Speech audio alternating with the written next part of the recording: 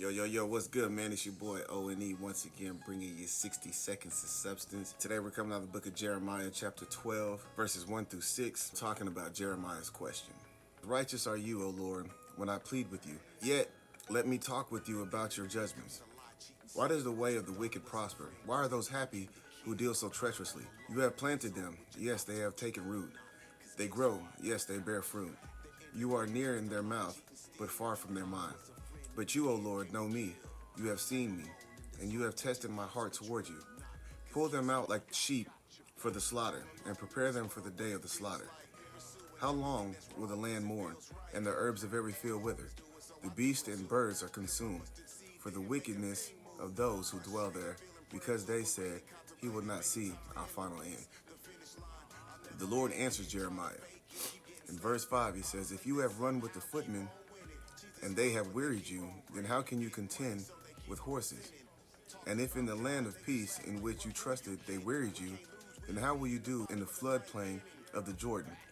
For even your brothers, the house of your father, even they have dealt treacherously with you. Yes, they have called a multitude after you.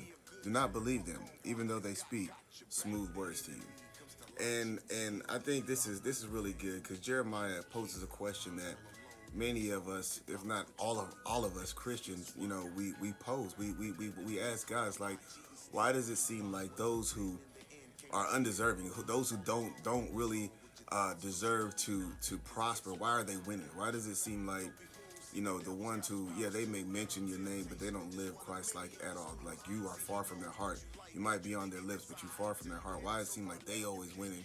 And the ones who worship constantly and we praise you, we lift you up, why it seem like we always, we on the back burner, we always getting the short end of the stick? God responds by saying, hey, look, if you're troubled and you're wearied by watching these who are prosperous down here in this worldly realm, then how are you going to contend when things get harder, when they persecute you just for being a Christian? So now it's no longer the fact that, you're just seeing people winning who you believe shouldn't be winning. That's one thing. But if that's too hard for you, how are you going to deal with the fact that you're going to be persecuted just because you believe in me?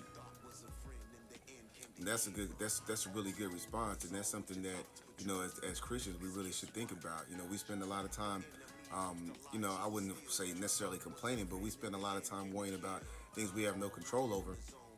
Just like we're not gonna have control over the fact that we get persecuted for our beliefs. And so, God in his infinite wisdom, he does something really clever by, responding to Jeremiah's question with a question of his own. If we grow faint during lesser trials, what happens when the battle gets harder? That's your 60 seconds of substance. And remember, God is inspirational substance.